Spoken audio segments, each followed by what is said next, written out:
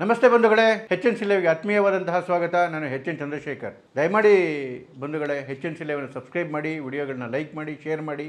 ನಿಮ್ಮ ಎಲ್ಲ ಸ್ನೇಹಿತರುಗಳು ಕೂಡ ಎಚ್ ಎನ್ ಸಿ ಲೈವನ್ನು ಸಬ್ಸ್ಕ್ರೈಬ್ ಮಾಡಲಿಕ್ಕೆ ಹೇಳಿ. ಜೀವನದಲ್ಲಿ ಸ್ನೇಹಿತರು ಇರಬೇಕು ರೀ.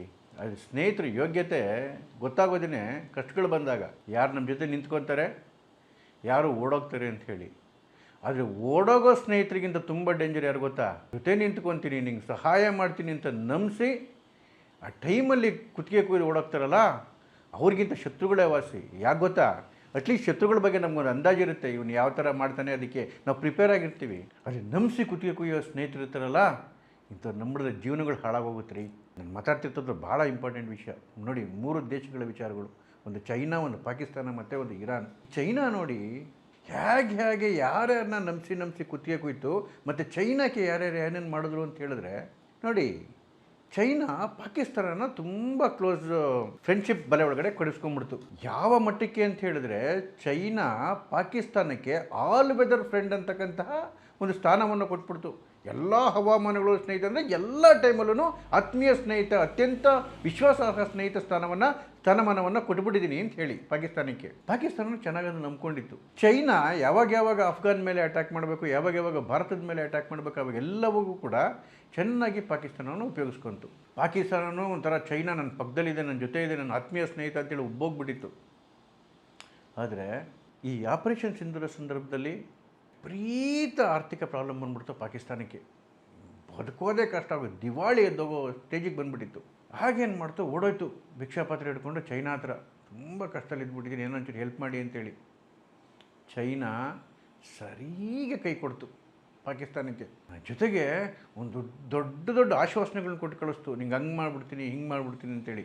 ಒಂದು ಆಪರೇಷನ್ ಸಿಂಧೂರ ಸಂದರ್ಭದಲ್ಲಿ ಈ ಪೂರ್ತಿ ನೆಚ್ಕೊಂಡಿದ್ದು ಚೈನಾದ ಎಕ್ವಿಪ್ಮೆಂಟ್ಗಳನ್ನೇ ಮತ್ತು ಚೈನಾದ ಏರ್ ಡಿಫೆನ್ಸ್ ಸಿಸ್ಟಮ್ಗಳನ್ನ ಎಲ್ಲವೂ ಕೈ ಕೊಟ್ಟವು ಪಾಕಿಸ್ತಾನಕ್ಕೆ. ಒಂದು ಕಡೆಗೆ ಚೈನಾ ಮುಖಭಂಗ ಆದ್ರೂ ಕೂಡ ಅದನ್ನೇ ನೆಚ್ಕೊಂಡು ದುಡ್ಡು ಕೊಟ್ಟು ತರಿಸ್ಕೊಂಡಿದ್ದಂಥ ಚೈನಾ ಎಕ್ವಿಪ್ಮೆಂಟ್ಗಳು ಎಲ್ಲವೂ ಕೈ ಕೊಟ್ಟು ಒಂಥರ ಪಾಕಿಸ್ತಾನ ಬರ್ಬಾದಾಗೋಗಿತ್ತು. ಇನ್ನೊಂದು ಕಡೆಗೆ ತೀರಾ ಕಷ್ಟದಲ್ಲಿದ್ದಾಗ ಸಹಾಯ ಕೇಳ್ಕೊಂಡೋದ ಸ್ನೇಹಿತನಿಗೆ ನಂಬಿಸಿ ಕುತ್ತಿಗೆ ಕಳಿಸಿತ್ತು ಚೈನಾ.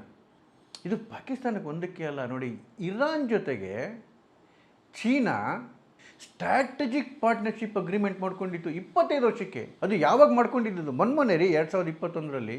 ಅಂದರೆ 25 ವರ್ಷಗಳ ಕಾಲ ನೀನು ಎಲ್ಲ ಸಂದರ್ಭದಲ್ಲೂ ನಿನ್ನ ಜೊತೆ ನಿಲ್ತೀನಿ ಅಂತ ಹೇಳಿ ಇರಾನ್ಗೆ. ಆದರೆ ಇರಾನ್ ಮೇಲೆ ಇಸ್ರೇಲ್ ಅಟ್ಯಾಕ್ ಮಾಡಿದಾಗ, ಅಮೇರಿಕ ಅಟ್ಯಾಕ್ ಮಾಡಿದಾಗ, ಇದು ಒಂಥರ ಏನು ಸೆಕ್ಯೂರಿಟಿ ಕೌನ್ಸಿಲ್ನ ಪ್ರಮುಖ ಮೆಂಬರ್ ಚೈನಾ. ಅಟ್ಲೀಸ್ಟ್ ಏನೇ ಸಹಾಯ ಮಾಡಲಿಲ್ಲ ಅಂತೇಳಿ ವಿಶ್ವ ಮಟ್ಟದಲ್ಲಿ ಒಂದು ದೊಡ್ಡ ಇದನ್ನು ಪ್ರತಿರೋಧವನ್ನು ಒಡ್ಬೋದಾಗಿತ್ತು ಅಮೇರಿಕಾಗೆ, ಇಸ್ರೇಲ್ಗೆ.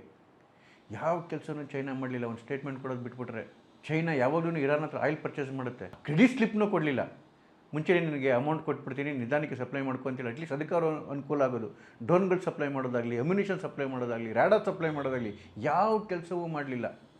ಒಂಥರ ಅವತ್ತು ಇರಾನ್ ನಾಶ ಆಗ್ತಕ್ಕಂಥ ಪರಿಸ್ಥಿತಿ ಬಂದಾಗಲೂ ಕೂಡ ಚೈನಾ ಅದ್ರ ಜೊತೆಗೆ ನಿಂತ್ಕೊಳ್ಳಿಲ್ಲ. ನೋಡಿ, ಈಗ ಚೈನಾ ಸಹವಾಸ ಮಾಡಿದವರು ಯಾವ ದೇಶನೂ ಬದುಕೋಕ್ಕೆ ಸಾಧ್ಯವೇ ಇಲ್ಲ. ನೋಡಿ, ನಗ್ನಾಗ್ತಾ ಅದು ಮೊದಲು ಫ್ರೆಂಡ್ಶಿಪ್ಪಲ್ಲಿ ಒಳಗಡೆ ಹೇಳ್ಕೊಂಬಿಡುತ್ತೆ. ಹೇಳ್ಕೊಂಡು ನಿನಗೆ ಎಲ್ಲ ಥರ ಸಹಾಯ ಮಾಡ್ತೀನಿ ಅಂತ ಹೇಳಿ ಬೇಕಾದಾಗ ಸಾಲ ಕೊಟ್ಬಿಡುತ್ತೆ. ಆ ಸಾಲದ ಕಂಡೀಷನ್ಗಳು ಹೆಂಗಿರ್ತವೆ ಅಂತ ಹೇಳಿದ್ರೆ, ಜನ್ಮದಲ್ಲಿ ಆ ದೇಶ ತೀರ್ಸೋಕ್ಕಾಗಲ್ಲ. ಆವಾಗ ಆ ದೇಶದ ಪ್ರದೇಶಗಳನ್ನ ಅಥವಾ ಏನು ಪ್ರಮುಖ ಸೆಂಟರ್ಗಳಿರ್ತಾವಲ್ಲ ಅದನ್ನು ವಶಪಡಿಸ್ಕೊಂಡ್ಬಿಡುತ್ತೆ. ಶ್ರೀಲಂಕಾದ ಹಂಬಂತೋಟ ಪೋರ್ಟಲ್ಲಿ ಆಗಿದ್ದು ಅದೇನೇನೆ. ಶ್ರೀಲಂಕಾಗೆ ಹಂಬಂತೋಟ ಪೋರ್ಟ್ ಮಾಡೋದಕ್ಕೆ ಸಾಲ ಕೊಟ್ಬಿಡ್ತು ಚೈನಾ. ಶ್ರೀಲಂಕಾನೂ ಅಲ್ಲಿ ಚೆನ್ನಾಗಿ ಟ್ರಾಫಿಕ್ ಆಗುತ್ತೆ, ನನಗೆ ಹಣ ಬರುತ್ತೆ, ವಾಪಸ್ ಕೊಟ್ಬಿಡ್ತೀನಿ ಅಂತ ಹೇಳಿ ಸಾಲ ತೊಗೊಂಡು ಪೋರ್ಟ್ನ ಮಾಡಿಬಿಡ್ತು. ಟ್ರಾಫಿಕ್ಕು ಇದು ಅಂದ್ಕೊಂಡಷ್ಟು ಬರಲಿಲ್ಲ, ಉತ್ಪತ್ತಿ ಇಲ್ದಂಗೆ ಆಗೋಯ್ತು ಆ ಬಂದರಿಂದ. ಯಾವ ಮಟ್ಟಕ್ಕೆ ಚೈನಾ ಟಾರ್ಚರ್ ಕೊಟ್ಬಿಡ್ತು ಅಂತ ಹೇಳಿದ್ರೆ, ವಿಧಿ ಇಲ್ಲದೆ ಶ್ರೀಲಂಕಾ 99 ವರ್ಷಕ್ಕೆ ತನ್ನ ಪೋರ್ಟನ್ನು ಲೀಸಿಗೆ ಕೊಟ್ಬಿಟ್ಟಿದೆ, ಅಂದರೆ ಮಾಲೀಕತ್ವನೇ ಬಿಟ್ಟು ಕೊಟ್ಬಿಟ್ಟಿದೆ. 100 ವರ್ಷ ಮುಂದಿನ ಕತೆ ಇನ್ನೇನಾಗುತ್ತೆ ರೀ. ಪರ್ಮನೆಂಟಾಗಿ ಒಂದು ಹಂಬಂತೋಟ, ಆ ದೇಶದ ಒಂದು ಪ್ರಮುಖ ಬಂದರು, ಶ್ರೀಲಂಕಾದ ಪ್ರಮುಖ ಬಂದರು ಇವತ್ತು ಚೈನಾ ಪಾಲ ಹೋಗಿದೆ. ಇವತ್ತು ಆಫ್ರಿಕನ್ ದೇಶಗಳಿಗೂ ಅಷ್ಟೇ ನಗ್ನಾಗ್ತಾ ಅವ್ರಿಗೆ ಸಾಲ ಕೊಟ್ಬಿಡೋದು. ಆ ಸಾಲದ ಅಗ್ರಿಮೆಂಟ್ಗಳನ್ನ ಆ ಸಂದರ್ಭದಲ್ಲಿ ಯಾರು ಓದಲಿಕ್ಕೆ ಹೋಗಲ್ಲ. ಎಂತೆಂಥ ಅಗ್ರಿಮೆಂಟ್ಗಳಿರ್ತವೆ ಚೈನಾದು ಅಂತ ಹೇಳಿದ್ರೆ ಊಹೆ ಮಾಡ್ಕೊಳ್ಳೋಕ್ಕೂ ಸಾಧ್ಯ ಇಲ್ಲ ಅಂತೆ. ಯಾವುದೇ ಕಾರಣಕ್ಕೂ ಸಾಲ ತೀರ್ಸೋಕ್ಕಾಗಲ್ಲ ಅಂತಾರೆ. ಆಫ್ರಿಕಾ ದೇಶಗಳು ಹೆಂಗೆ ನಡೀತಾ ಇದ್ದಾವೆ ಅಂತ ಹೇಳಿದ್ರೆ, ಇನ್ಕ್ಲೂಡಿಂಗ್ ಘಾನಾ ಬಗ್ಗೆ ನಾನೊಂದು ನೆಕ್ಸ್ಟ್ ವಿಡಿಯೋ ಮಾಡ್ತಾಯಿದ್ದೀನಿ, ತುಂಬ ಡೀಟೇಲಾಗಿ, ಭಾಳ ಚೆನ್ನಾಗಿದೆ. ಅಲ್ಲಿ ಹಿಂದುತ್ವದ ಪುನರುತ್ಥಾನ ಹೇಗಾಗ್ತಾ ಇದೆ, ಅಲ್ಲಿ ಹಿಂದುತ್ವ ಹೇಗೆ ಪ್ರಕಾಶಿಸ್ತಾ ಇದೆ, ಇಡೀ ದೇಶ ಹಿಂದುತ್ವದ ಕಡೆಗೆ ಹೇಗೆ ಹೋಗ್ತಾ ಇದೆ ಅಂತೇಳಿ ಒಂದು ಒಳ್ಳೆ ವಿಡಿಯೋ ಇದೆ. ನೆಕ್ಸ್ಟು ಅದನ್ನು ದಯಮಾಡಿ ನೋಡಿ. ಇರಲಿ, ಈ ರೀತಿ ಆಫ್ರಿಕನ್ ದೇಶಗಳಿಗೂ ಸಾಲದ ಸುಳಿಯಲ್ಲಿ ಸಿಗಾಕೊಂಡು ಹೇಗೆ ಅವುಗಳ ಪ್ರದೇಶಗಳನ್ನ ಕ್ಯಾಪ್ಚರ್ ಮಾಡ್ತಾ ಇದೆ ಅಂತ ಹೇಳಿದ್ರೆ, ಆಫ್ರಿಕನ್ ದೇಶಗಳು ಇವತ್ತು ಜಗತ್ತಿಗೆಲ್ಲ ಸಾರು ಹೇಳ್ತಾ ಇದ್ದಾವೆ, ದಯಮಾಡಿ ಚೈನಾ ಸವಾಸ ಮಾಡಬೇಡಿ, ಭಾರಿ ಡೇಂಜರ್ ಇದು, ಚೈನಾ ಸವಾಸಕ್ಕೆ ಹೋಗಬೇಡಿ, ಸಾಲಕ್ಕಂತೂ ಹೋಗಲೇಬೇಡಿ ಆ ದೇಶದ ಹತ್ರ ಅಂತ ಬರ್ಬಾದ ಹೋಗಿದ್ದಾವೆ ಅನೇಕ ದೇಶಗಳು. ಚೈನಾಗೆ ಪಾಕಿಸ್ತಾನದ ಪ್ರದೇಶಗಳ ಮೇಲೆ ಕಣ್ಣಿದೆ, ಪಾಕಿಸ್ತಾನದ ಪ್ರದೇಶಗಳನ್ನ ಆಕ್ರಮಣ ಮಾಡಿಬಿಡಬೇಕು ಅಂತೇಳಿ. ಇದನ್ನು ಎಷ್ಟು ನಂಬ್ತೀರಾ ಬಿಡ್ತೀರಾ ಗೊತ್ತಿಲ್ಲ, ಇದು ಸತ್ಯವಾದಂತಹ ವಿಚಾರ. ಇವತ್ತು ಒಂದಷ್ಟು ಇನ್ವೆಸ್ಟ್ಮೆಂಟ್ ಕೂಡ ಮಾಡಿಬಿಟ್ಟಿದೆ, $62 ಮಿಲಿಯನ್ ಇನ್ವೆಸ್ಟ್ಮೆಂಟ್ ಮಾಡಿಬಿಟ್ಟಿದೆ ಪಾಕಿಸ್ತಾನದಲ್ಲಿ, ಚೈನಾ CPAC ಪ್ರೋಗ್ರಾಮಲ್ಲಿ, ಚೈನಾ ಪಾಕಿಸ್ತಾನ ಎಕನಾಮಿಕ್ ಕಾರಿಡಾರಲ್ಲಿ. ಆದರೆ ಆ ಪ್ರಾಜೆಕ್ಟ್ನ ಕಂಪ್ಲೀಟ್ ಮಾಡೋಕ್ಕಾಗ್ತಾ ಇಲ್ಲ. ಬಲೂಚಲ್ಲಿ ಚೈನಾದ ಇಂಜಿನಿಯರ್ಗಳನ್ನ, ವರ್ಕರ್ಸ್ಗಳನ್ನ ಒಡೆದು ಬಿಸಾಕ್ತಾ ಇದ್ದಾರೆ, POKನಲ್ಲಿ ಒಡೆದು ಬಿಸಾಕ್ತಾ ಇದ್ದಾರೆ. ಚೈನಾದವರಿಗೆ ಸೆಕ್ಯೂರಿಟಿ ಕೊಡೋಕ್ಕೆ ಪಾಕಿಸ್ತಾನದ ಕೈಲಾಗಲಿಲ್ಲ. ಹಾಗಾಗಿ ಹಲವಾರು ವರ್ಷಗಳಿಂದ ಇಡೀ ಪ್ರೋಗ್ರಾಮು ನೆನಗುದಿಗೆ ಬಿದ್ದೋಗಿದೆ. ಚೈನಾಗೆ ಅದರ ಇನ್ವೆಸ್ಟ್ಮೆಂಟ್ ಚಿಂತೆ, ಹೆಂಗೆ ಇನ್ವೆಸ್ಟ್ಮೆಂಟ್ ವಾಪಸ್ ಬರುತ್ತೆ ಅಂತೇಳಿ. ಯಾವ ದೇಶ ಹೇಗಾದ್ರೂ ನೆಗೆದು ಬಿದ್ದೋಗಲಿ, ತನ್ನ ಇನ್ವೆಸ್ಟ್ಮೆಂಟ್ ಯಾವಾಗ ವಾಪಸ್ ಬರುತ್ತೆ ಅಂತೇಳಿ. ತನ್ನ ಇನ್ವೆಸ್ಟ್ಮೆಂಟಲ್ಲಿ ಕಚ್ಕೊಂಡಿದ್ದಾಗ ಪಾಕಿಸ್ತಾನಕ್ಕೆ ಮತ್ತೆ ಸಾಲ ಕೊಡುತ್ತಾ ಅದು. ಪಾಕಿಸ್ತಾನ ಸಹಾಯ ಕೇಳ್ಕೊಂಡೋದಾಗ ಇಲ್ಲ ಅಂತೇಳಿ ವಾಪಸ್ ಕಳಿಸ್ಬಿಡ್ತು. ಪಾಕಿಸ್ತಾನ ಏನ್ರಿ, ನಾನು ಆಗಲೇ ಒಂದು ವಿಡಿಯೋದಲ್ಲಿ ಹೇಳಿದ್ದೆ ನಾನು ಹಿಂದೆ, ಅದೊಂಥರ ಬಜಾರಿನ ಮಾಲಿದ್ದಂಗೆ, ಯಾರು ದುಡ್ಡು ಕೊಡ್ತಾರೋ ಅವ್ರ ಜೊತೆ ಹೋಗುತ್ತೆ. ಪಾಕಿಸ್ತಾನ ಕೊಡಲಿಲ್ವಾ, ಬೇಡ ಹೋಗಂತೇಳಿ ಸೀದಾ ಅಮೇರಿಕಾ ಹತ್ರ ಹೋಯಿತು. ಆಸಿಫ್ ಮುನೀರ್ ಅಮೇರಿಕಾಗೆ ಹೋದ, ಬಿರಿಯಾನಿ ತಿನ್ಕೊಂಡು ಬಂದ, ಅಲ್ಲಿ ಒಂದಷ್ಟು ಡೀಲ್ಗಳಾಯಿತು. ಅದಕ್ಕೆ ಮುಂಚೆ IMF ಕೈಲಿ ಸಾಲವನ್ನು ಕೊಡಿಸಿದ್ರು ಟ್ರಂಪ್. ಜೊತೆಗೆ ಸೌದಿ ಅರೇಬಿಯಾನು ಒಂದು $6 ಬಿಲಿಯನ್ ಸಾಲ ಕೊಡ್ತು. ಸೌದಿ ಅರೇಬಿಯಾಗಂತೂ ಸಾಕಾಗೋಗಿದೆ ಈ ಪಾಕಿಸ್ತಾನ ಸವಾಸ ಮಾಡಿ ಮಾಡಿ. ಇನ್ನೊಂದ್ಸರಿ ಭಿಕ್ಷೆ ಪಾತ್ರ ಇಟ್ಕೊಂಡು ಬರಬೇಡಿ ಅಂತೇಳಿ ವಾರ್ನ್ ಮಾಡಿಬಿಟ್ಟಿದೆ ಅಲ್ಲಿನ ಪೊಲಿಟಿಕಲ್ ಲೀಡರ್ಗಳಿಗೆ, ಮಿಲಿಟರಿ ಲೀಡರ್ಗಳಿಗೆ. ಅದನ್ನು ಅವರ ಪ್ರಧಾನಮಂತ್ರಿಗಳನ್ನೇ ಭಾಷಣದಲ್ಲಿ ಹೇಳಿದ್ರು, ನಮ್ಮ ಸೌದಿ ಅರೇಬಿಯಾ ಹೇಳ್ಬಿಟ್ಟಿದೆ ಭಿಕ್ಷೆ ಪಾತ್ರ ಇಟ್ಕೊಂಡು ಬರಬೇಡಿ ಅಂತೇಳಿ. ಆದ್ರೂ ಕೂಡ ಒಂದು ಮುಸ್ಲಿಂ ದೇಶ ಪ್ರಾಬ್ಲಮಲ್ಲಿದೆ ಅಂತೇಳಿ ಸೌದಿ ಅರೇಬಿಯಾ ಮತ್ತೆ $6 ಬಿಲಿಯನ್ ಸಹಾಯ ಮಾಡ್ತು. IMFಯಿಂದ ಬೇಲ್ಔಟ್ ಮಾಡಿಸಿದ್ರು ಟ್ರಂಪ್ ಅವ್ರದ್ದೇ ಉದ್ದೇಶಕ್ಕೋಸ್ಕರ. ಇದೇ ಕಾರಣಕ್ಕೆ ಪಾಕಿಸ್ತಾನವನ್ನು ಉಪಯೋಗಿಸ್ಕೊಂಡು, ಆಸಿಫ್ ಮುನೀರನ್ನು ಉಪಯೋಗಿಸ್ಕೊಂಡು, ಪಾಕಿಸ್ತಾನದ ಏರ್ ಸ್ಪೇಸ್ ಏನಿದೆ ಅದನ್ನು ಉಪಯೋಗಿಸ್ಕೊಂಡು ಇರಾನ್ ಮೇಲೆ ಅಟ್ಯಾಕ್ ಮಾಡಿದ್ರು. ನೋಡಿ, ಪಾಕಿಸ್ತಾನ ಮಾಡಿದ್ದೋಕ ಒಂದು ಕಡೆಗೆ ಚೈನಾಗೂ ಹೊಡಿತು. ಚೈನಾವನ್ನು ಧಿಕ್ಕರಿಸಿ ಅಮೇರಿಕಾ ಹತ್ರ ಹೋಗಿ, ಚೈನಾನ ಶತ್ರು ದೇಶ, ಅಮೇರಿಕಾ ಹತ್ರ ಹೋಗಿ ನಿಮ್ಮ ಎಕ್ವಿಪ್ಮೆಂಟ್ಗಳು ಕೊಡಿ, ನೀವು ಸಾಲ ಕೊಡಿ, ನಿಮ್ಮ ಎಕ್ವಿಪ್ಮೆಂಟ್ಗಳು ಕೊಡಿ, ಚೈನಾ ಸವಾಸ ಬೇಡ, ನಮಗೆ ಚೈನಾ ಎಕ್ವಿಪ್ಮೆಂಟ್ಗಳು ಬೇಡ ಅಂತೇಳಿ ಅಮೇರಿಕಾ ಹತ್ರ ಹೋಗ್ಬಿಟ್ಟಿದೆ ಪಾಕಿಸ್ತಾನ. ಇನ್ನೊಂದು ಏನು ತನ್ನ ಮುಸ್ಲಿಂ ನಾವು ಮುಸ್ಲಿಮರೆಲ್ಲ ಒಂದೇನೇ, ನಾನು ಮುಸ್ಲಿಮರ ಟೇಕೆದಾರ ಅಂತ ಹೇಳ್ತಾ ಇತ್ತು ಪಾಕಿಸ್ತಾನ. ಪಕ್ಕದ ಮುಸ್ಲಿಂ ದೇಶ ಇರಾನ್ ತೊಂದರೆಯಲ್ಲಿದ್ದಾಗ ಅದಕ್ಕೆ ಸಹಾಯ ಮಾಡೋದು ಬಿಟ್ಬಿಡಿ, ಅಮೇರಿಕಾ ಹತ್ರ ಹೋಗಿ ದುಡ್ಡಿಸ್ಕೊಂಡು ತನ್ನ ಏರ್ ಸ್ಪೇಸನ್ನು ಇರಾನ್ ಮೇಲೆ ಅಟ್ಯಾಕ್ ಮಾಡೋಕ್ಕೆ ಬಿಡ್ತು. ಇವತ್ತು ಇರಾನ್ ನುಚ್ಚುನೂರಾಗೋದಕ್ಕೆ ಪಾಕಿಸ್ತಾನ ಕೂಡ ಕಾರಣ. ನೋಡಿರಿ ಇರಾನ್ನ ಕತೆ. ಒಂದು ಕಡೆಗೆ ಚೈನಾ ಸ್ಟ್ರಾಟಜಿಕ್ ಪಾರ್ಟ್ನರ್ಶಿಪ್ ಅಂತ ಅಗ್ರಿಮೆಂಟ್ ಮಾಡಿಕೊಂಡು ಚೈನಾ ಬೆನ್ನಿಗೆ ಚೂರಿ ಆಗ್ತು. ಇನ್ನೊಂದು ಕಡೆಗೆ ಪಕ್ಕದಲ್ಲೇ ಇರ್ತಕ್ಕಂಥ ಪಾಕಿಸ್ತಾನ ಮುಸ್ಲಿಂ ಅನ್ಕೊಂಡು ಬಂದು ಅದು ಇನ್ನೊಂದು ಕಡೆಗೆ ಚೂರಿ ಹಾಕ್ತು. ಬೇಕೇನ್ರಿ ಇಂಥ ಫ್ರೆಂಡ್ಸು ನೋಡಿ. ಆದರೆ ಭಾರತದ ಫ್ರೆಂಡ್ಶಿಪ್ ನೋಡಿ, ಭಾರತ ರಷ್ಯಾದ ಫ್ರೆಂಡ್ಶಿಪ್ ನೋಡಿ, ಭಾರತದ ಇಸ್ರೇಲ್ನ ಫ್ರೆಂಡ್ಶಿಪ್ ನೋಡಿ. ನಿಜವಾಗ್ಲೂ ಆಲ್ ವೆದರ್ ಫ್ರೆಂಡ್ಸ್ ಅಂದರೆ ಇವರು. ಇವತ್ತಿನಂತಲ್ಲ, ಈವನ್ 1971 ವಾರಲ್ಲೂ ಕೂಡ ರಷ್ಯಾ ನಮಗೆ ಓಪನ್ ಆಗಿ ಸಪೋರ್ಟ್ ಮಾಡ್ತು. ಇಸ್ರೇಲ್ ಎಕ್ವಿಪ್ಮೆಂಟ್ಗಳನ್ನ ಕಳಿಸಿತ್ತು ನಮಗೆ. ಈಗ ಉಕ್ರೇನ್ ರಷ್ಯಾ ವಾರಲ್ಲೂ ಕೂಡ ಭಾರತ ಕೂಡ ರಷ್ಯಾಗೆ ತಾನು ಮಾಡಬೇಕಾದಂಥ ಸಹಾಯವನ್ನು ಮಾಡ್ತು. ಯಾವಾಗ ಅಮೇರಿಕಾ ಆಗಲಿ, ನ್ಯಾಟೋ ದೇಶಗಳಾಗಲಿ, ಯುರೋಪ್ ಆಗಲಿ ಕಂಪ್ಲೀಟು ಸ್ಯಾಂಕ್ಷನ್ಸ್ ಹಾಕ್ಬಿಟ್ಟಿದ್ದಾಗ ರಷ್ಯಾಗೆ, ಅಂದರೆ ರಷ್ಯಾ ಜೊತೆ ಯಾರು ವ್ಯವಹಾರ ಮಾಡಬಾರ್ದು ಅಂತೇಳಿ, ರಷ್ಯಾ ಆರ್ಥಿಕತೆಯಿಂದ ಜರ್ಜರಿತಾಗೋಗಿದ್ದಾಗ ಆ ಸಂದರ್ಭದಲ್ಲಿ ಭಾರತ ಅದರಿಂದ ಆಯಿಲ್ ಪರ್ಚೇಸ್ ಮಾಡ್ತು. ಅಮೇರಿಕಾ ವಾರ್ ಮಾಡಿದ್ರು ಕೇಳಲಿಲ್ಲ, ನ್ಯಾಟೋ ದೇಶಗಳು ವಾರ್ ಮಾಡಿದ್ರು ಕೇಳಲಿಲ್ಲ. ರಷ್ಯಾ ಕೂಡ ಭಾರತಕ್ಕೆ ಅನುಕೂಲ ಮಾಡ್ತು, ಕಡಿಮೆ ರೇಟಲ್ಲಿ ಆಯಿಲ್ನ ಕೊಟ್ಟು. ನಿಜವಾಗ್ಲೂ ಸಂದರ್ಭದಲ್ಲಿ ಒಂಥರ ರಷ್ಯಾನ ಬೇಲ್ಔಟ್ ಮಾಡಿದ್ದೇನೆ ಇಂಡಿಯಾ ಅಂತ ಹೇಳ್ಬಿಡ್ಬೋದು.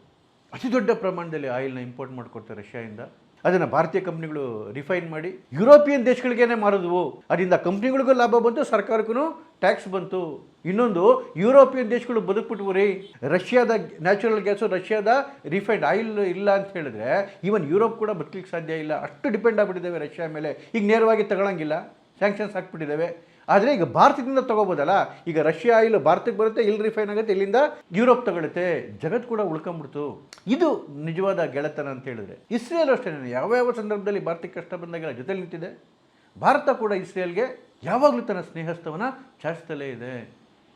ಇವತ್ತು ಚೈನಾ ಪರಿಸ್ಥಿತಿನೂ ಸರಿ ಇಲ್ಲ ರೀ. ಆರ್ಥಿಕತೆ ಕುಸಿದೋಗ್ತಾ ಇದೆ, ರಿಯಲ್ ಎಸ್ಟೇಟು ನೆಲ ಕಚ್ಚಿಬಿಟ್ಟಿದೆ.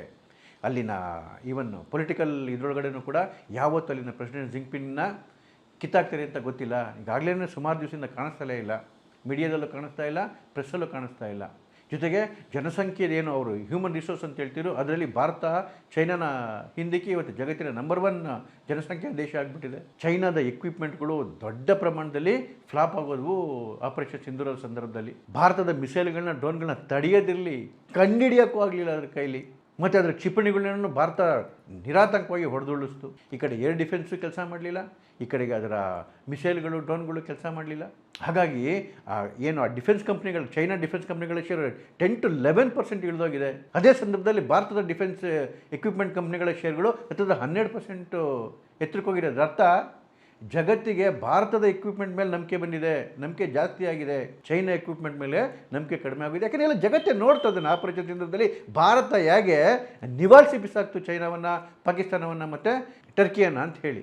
ಒಂದು ಸಂತೋಷ ಏನು ಅಂತ ಹೇಳಿದ್ರೆ, ಚೈನಾ ಅಂತ ಸ್ನೇಹಿತ ಭಾರತಕ್ಕಿಲ್ಲ ಅಂತ ಹೇಳೋದು, ಪಾಕಿಸ್ತಾನದಂತಹ ಸ್ನೇಹಿತ ಭಾರತಕ್ಕಿಲ್ಲ ಅಂತ ಹೇಳೋದು. ಇಂಥ ಸ್ನೇಹಿತರು ಇರೋದಕ್ಕಿಂತ ಇಲ್ದಿರೋದೇ ಭಾಳ ಒಳ್ಳೆಯದು ರೀ. ನಮಸ್ತೆ.